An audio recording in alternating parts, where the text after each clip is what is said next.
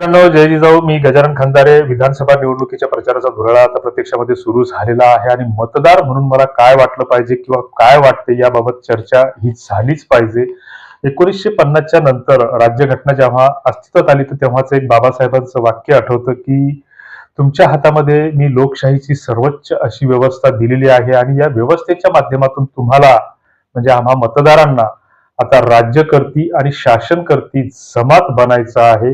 हे डॉक्टर बाबासाहेब आंबेडकरांचं विधान आहे आणि त्या बाबतीत मी एक जागरूक मतदार म्हणून महायुतीचं सरकार पाडणं किंवा महाविकास आघाडीला संपवणं हा माझा हेतू किंवा उद्देश कधीच नसला पाहिजे. माझा लढाई किंवा माझा प्रयत्न किंवा माझं मतदान हे इथली व्यवस्था बदलासाठी असलं पाहिजे. पिढ्यानपिढ्या जी आमची काही शोषित पीडित जी काही इथं व्यवस्था तयार झालेली आहे तर त्या व्यवस्थेमध्ये कुठेतरी बदल झाला पाहिजे हे माझ्या डोक्यामध्ये असलं पाहिजे.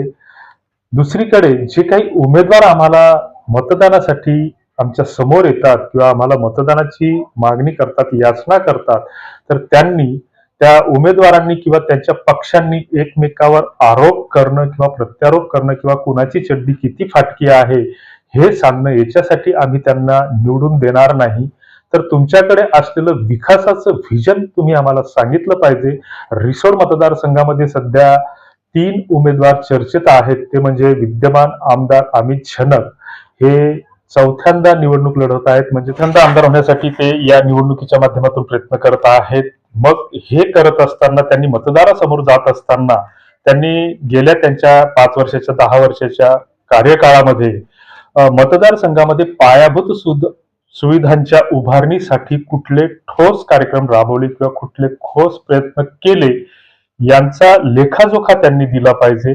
कुठले प्रस्ताव त्यांनी विधानसभेमध्ये विधिमंडळामध्ये सादर केले, कुठल्या प्रश्नावर त्यांनी सरकारला धारेवर धरलं, याचा लेखाजोखा त्यांनी आमच्या समोर मांडला पाहिजे. ही अपेक्षा आम्हाला त्यांच्याकडून आहे.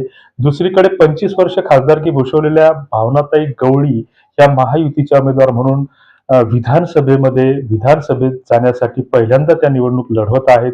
त्यांनी सुद्धा आम्हाला हे सांगितलं पाहिजे की आपण आपल्या 25 वर्षाच्या कार्यकाळामध्ये एक महिला खासदार म्हणून महिलांच्या सक्षमीकरणासाठी आपण कुठले धोरणात्मक निर्णय घेण्यासाठी सरकारला भाग पाडले किंवा आपल्या मतदारसंघातील, या मतदारसंघात जरी त्या नसतील तर सुरुवातीचा कार्यकाळ हा त्यांचा रिसोड वाशिम मतदारसंघासाठी होता, नंतर त्या वाशिम यवतमाळमध्ये गेल्या, तर त्यांनी कुठली ठोस कामं केली हे त्यांनी आम्हाला सांगितलं पाहिजे. केवळ हे आमचे भाऊ, ह्या आमच्या ताई, ह्या विदर्भ कन्या, हे आपला माणूस, हे लोकनेते, ही विशेषणं मिळून किंवा आपल्या जातीचा, आपल्या पक्षाचा, या गोष्टी त्यांनी आमच्या लक्षात आणून दिल्या नाही पाहिजे आणि मतदार म्हणून आम्ही सुद्धा त्यांना हेच प्रश्न विचारले पाहिजे. दुसरीकडे अनंतराव देशमुख हे सुद्धा अपक्ष म्हणून पुन्हा एकदा या निवडणुकीमध्ये जोमाने तयारी करत आहेत. मग स्थानिक स्वराज्य संस्थावर जर त्यांची गेली अनेक वर्षांपासून सत्ता असेल तर या स्थानिक स्वराज्य संस्थांच्या माध्यमातून त्यांनी सर्वसामान्यांसाठी या संस्थांचा कुठला उत्कर्ष साधला, मग ते नगर प्रशासन असेल, म्हणजे नगर परिषदेची सत्ता असेल, बाजार समिती असेल, खरेदी विक्री असेल किंवा अन्य कुठली माध्यमं असतील, तर त्यांनी जनसामान्यासाठी कुठली अशी ठोस कामं केले, ह्या गोष्टी त्यांनी आमच्या लक्षात आणून दिल्या पाहिजे. केवळ एकमेकावर आरोप प्रत्यारोप करणं किंवा आपापला मेकअप करून सादरीकरण करणं हे अपेक्षा आम्हाला या उमेदवाराकडून नाही आहे. आपण निवडून आल्याच्या नंतर कुठलं आपलं विकासाचं व्हिजन असेल, मग त्याच्यामध्ये पायाभूत सुविधांची निर्मिती सांगत असताना मग तुमच्याकडे सिंचनासाठी काही प्रस्ताव आहेत का, तुमच्या डोक्यामध्ये काही शिस्त आहे का? आमच्या रिसोड तालुक्यामध्ये जी महागाव पासून तर तिकडे ढिल्लीपर्यंत जी काही पैनगंगा नदी वाहते, प्रवाहित होते, तिला आम्ही आमची जीवनदायिनी म्हणतो, तर तिचा जो काही किती पाण्याचा विसर्ग होतो याकडे आमच्या वाशिम जिल्ह्याची निर्मिती होऊन जवळपास 25 वर्षाचा कालावधी लोटला.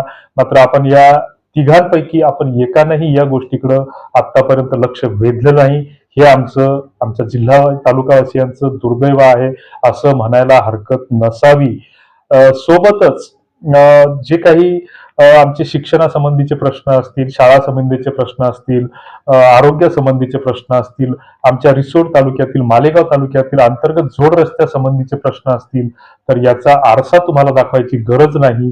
त्यांची आज काय अवस्था आहे, त्यांची आज काय, त्याच्यासाठी तुमच्याकडे कुठलं विजन आहे, त्याच्यासाठी तुमच्याकडे कुठले तरी धोरणात्मक प्रस्ताव आहेत, त्यांच्या सुधारण्यासाठी तुम्ही काय करू शकता आणि तुम्ही काय केलं याचा लेखाजोखा तुम्ही आम्हाला सांगितला पाहिजे. केवळ एक नेहमीचेच आपले उमेदवार म्हणून आम्हाला या गोष्टीमध्ये मतदारांना कुठलाही इंटरेस्ट नसला पाहिजे. केवळ महिलांना आम्ही 1,500 रुपये मिळवून दिले किंवा आमच्या तालुक्यामध्ये, आमच्या मतदारसंघामध्ये निराधारांना 1,500 रुपयाचा लाभ कसा मिळवून दिला आणि त्यांना परावलंबी आम्ही कसं बनवलं, किंवा शेतकऱ्यांच्या खात्यामध्ये 2-2 हजार रुपये टाकून त्यांना लाचार कसं बनवलं, किंवा अगतिक कसं बनवलं, किंवा अपाहिज कसं बनवलं, किंवा आमची मुलं जे उद्याचं भारताचं भविष्य आहे तर ते उपस्थिती भत्तेसाठी शाळेत कशी हजेरी लावतात, माध्यान्ह भोजनासाठी कशी हजेरी लावतात, त्यांना किती खिचडीचे वाटप केलं, त्यांना किती तांदळाचं वाटप केलं, आणि शिक्षकांना आम्ही शाळाबाह्य कामांना कसं लावलं, हे तुमचे धोरणात्मक बदल असू शकत नाही. आणि हे जर धोरणात्मक बदल असतील तर मग आम्ही मतदारांनी सरळ सरळ तुमची गुलामगिरी स्वीकारलेली आहे असा याचा अर्थ काढायला हरकत नसावी. धोरणात्मक सुविधा किंवा धोरणात्मक निर्णयाच्या अनेक गोष्टी असू शकतात, तर त्याच्यामध्ये सर्वप्रथम आमचा शेतकरी हा स्वावलंबी बनला पाहिजे, आमचा कष्टकरी हा स्वावलंबी बनला पाहिजे, तो लाचार नसला पाहिजे, तो अगतिक नसला पाहिजे, तो कोणाकडे हात पसरणारा नसला पाहिजे. केवळ 100 दिवसाच्या रोजगाराची हमी देऊन रोजगार हमीचे पैसे खात्यात जमा करणं हे धोरणात्मक विकासाचं लक्षण असू शकत नाही असं आम्हाला वाटतं. उमेदवार म्हणून तुम्हाला काय वाटतं त्याच्याशी आम्हाला काही घेणं देणं नाही, परंतु ज्या गोष्टी आम्हाला वाटतात, ज्या गोष्टी आमच्या मनामध्ये येतात, त्या गोष्टी आम्ही इथे बोलून दाखवण्याचा प्रयत्न करत आहोत. 1990च्या दशकात रिसोड तालुक्यात सुरू केलेले सहकारी उद्योग, रोजगार आणि आर्थिक विकासासाठी एक सकारात्मक प्रयत्न होते. मात्र राजकीय हस्तक्षेप, व्यवस्थापनातील त्रुटी आणि आर्थिक सहाय्याचा अभाव यामुळे उद्योग बंद पडले. यामुळे स्थानिक पातळीवर रोजगाराच्या संधी कमी झाल्या आणि जिल्ह्याच्या प्रगतीला धक्का बसला. जिल्हा निर्मितीनंतर स्वतंत्र विकास योजनांसाठी साधन उपलब्ध झाली असली तरी त्यामध्ये सातत्यपूर्ण अंमलबजावणी आणि प्रभावी नेतृत्वाचा अभाव राहिला. त्यानंतर 26 जानेवारी 1998 रोजी वाशिम जिल्ह्याची निर्मिती झाली. 1 जुलै पासून प्रशासकीय कारभार सुरू झाला. जिल्ह्याच्या निर्मितीला 25 वर्ष लोटली. स्थानिक राज्यकर्त्यांना राजकारणात 25 ते 50 वर्ष झाली. मात्र या राजकारण्यांच्या नेतृत्वात जिल्ह्याचे मागासलेपण अधिकच वाढत गेलं ही वस्तुस्थिती आहे आणि ती आपण स्वीकारली पाहिजे. निवडणूक प्रक्रियेतील एक गंभीर वास्तव असं आहे की बहुतेक वेळा निवडणुकीमध्ये अपेक्षित विकासात्मक चर्चा होताना दिसत नाही.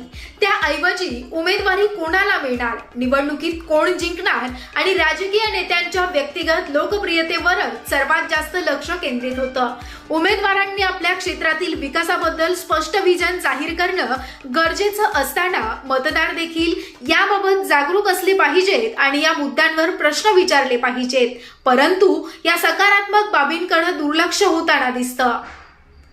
निवडणुकीमध्ये विकासाच्या मुद्द्यांवर चर्चा न होता उमेदवाराच्या जात, घराणेशाही किंवा पक्षाच्या प्रतिमेवरचं सगळं लक्ष केंद्रित असतं. यामुळे आवश्यक सुधारणा आणि समस्यांवर गंभीर चर्चा होत नाही. मतदारांना उमेदवाराचं विजन कार्ड किंवा विकासाच्या संकल्पना समजून घेण्याची गरज आहे.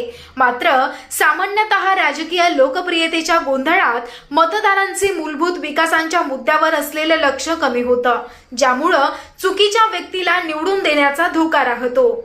उमेदवारांनी निवडणुकीच्या आधी विकासाबद्दलच्या मुद्द्यांसाठी स्पष्ट विजन कार्ड जाहीर केलं पाहिजे. या विजनमध्ये शेती, रोजगार, पायाभूत सुविधा, शिक्षण आणि आरोग्य यासारख्या बाबींचा समावेश असावा. विजन कार्ड जाहीर करून उमेदवारांनी आपले उत्तरदायित्व स्पष्ट करणं गरजेचं आहे. या माध्यमातून उमेदवारांना उमेदवाराची प्रामाणिकता आणि कार्यक्षमतेचा अंदाज येईल. निवडणुकीच्या प्रचारादरम्यान नेत्यांनी आपले आरोप प्रत्यारोप व्यक्तिशः टीका यावर कमी लक्ष केंद्रित करावं आणि जनतेला विकासाच्या योजनांबद्दल समजावून सांगावं। राजकीय वातावरणामध्ये विकासाचे मुद्दे, त्यासाठी केलेल्या उपाययोजना आणि जनतेला मिळणारे लाभ हेच प्रचाराचं केंद्र ठरलं पाहिजे। मतदारांनी देखील निवडणूक फक्त लोकप्रियतेचा खेळ समजून न घेता विकासाच्या मुद्द्यांवर प्रश्न विचारले पाहिजेत। यामुळे नेत्यांवर योग्य कामगिरी करण्यासाठी दबाव निर्माण होऊ शकतो। माध्यम समाजसेवेची संस्था आणि शेतकरी संघटना यांनी जनजागृती कार्यक्रम घेतले पाहिजे, ज्यामुळे लोक अधिक जागरूक होतील आणि विकासासाठी जबाबदार नेत्यांना निवडतील। जर मतदारांनी विकासाच्या मुद्द्यांवर लक्ष केंद्रित केलं, उमेदवारांनी त्याबद्दलचं विजन स्पष्ट केलं आणि राजकीय चर्चेत विकासाची बाजू ठळकपणे समोर ठेवली तर निवडणुकीतून खऱ्या अर्थानं जनहित साधता येईल। उमेदवाराच्या लोकप्रियतेपेक्षा त्याच्या कार्यक्षमतेला आणि विकासासाठीच्या संकल्पना